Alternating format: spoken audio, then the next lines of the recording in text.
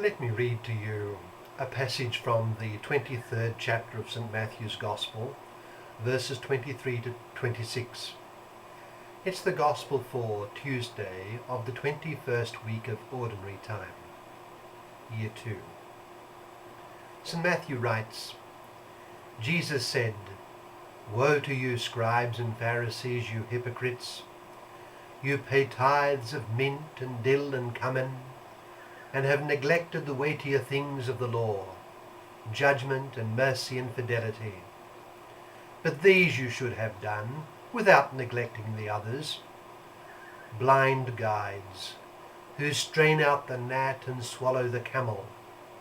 Woe to you, scribes and Pharisees, you hypocrites! You cleanse the outside of cup and dish, but inside they are full of plunder and self-indulgence. Blind Pharisee, cleanse first the inside of the cup, so that the outside also may be clean." That's from Matthew chapter 23, verses 23 to 26. And what does it suggest to us? Well, there are many aspects of the life of man's conscience. One aspect which has received sustained attention during the modern era is the freedom of each person to act according to his conscience. This is especially pressing in a situation where civil authority is reluctant to allow full liberty of conscience because of what it believes to be its harmful effect on the common good.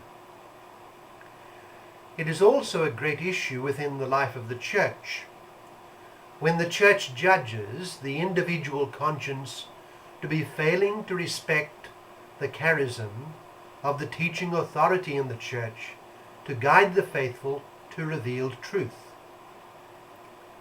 But there are other aspects of the life of the conscience which have always been critically important.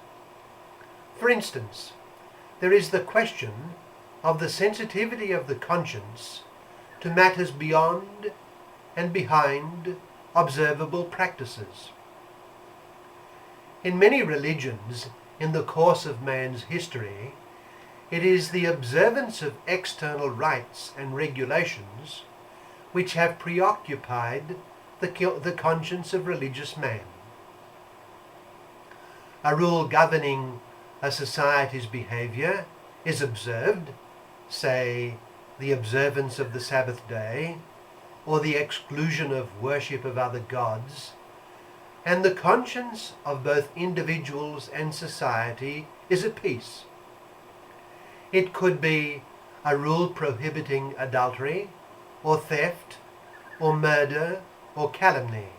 Whatever is the issue, the conscience at this stage that I'm referring to is satisfied when that rule that governs external and especially social behavior is observed.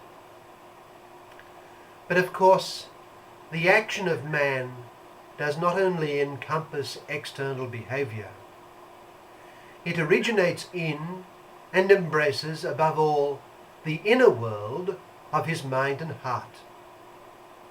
Man acts when he chooses to judge and when he approves or disapproves interiorly, when he accepts or rejects, whenever he exercises his mind and heart freely, even if society is unable to observe this interior activity. Inasmuch as this interior activity is truly his own and is a product of his own free choice, it is subject to his conscience. Well, in fact, however unobserved by society our secret thoughts and intentions may be, God sees all. Everything is bare before the constant gaze of God, who sustains all things in being. If anything in any sense exists, It is so, it exists only because of the sustaining hand of God. This is one reason why sin is so much of an offense to the infinitely holy God. God sustains us in our freedom, and therefore he sustains us while we sin. The great and holy God is, as it were, dragged into witness and with infinite reluctance to creatively support actions that are free and morally evil. It is a profound offense to his holiness. The point being made here, though, is that man's conscience must be directed to his secret thoughts and actions, the realm of his inner soul. And what this means is that we must remember constantly that we live in the constant presence of God, and our service of him must especially include and involve our thoughts and desires. We must strive to be clean and pleasing to him, not only on the outside, but especially on the inside. The religion of man must especially become a religion not only of external practices, and of course including those too, but also of the heart as well. Indeed, it must in the first instance be a religion of the heart, because from the heart proceed both the good and the bad. And in any case, God sees all man's secret actions, which are those of his heart.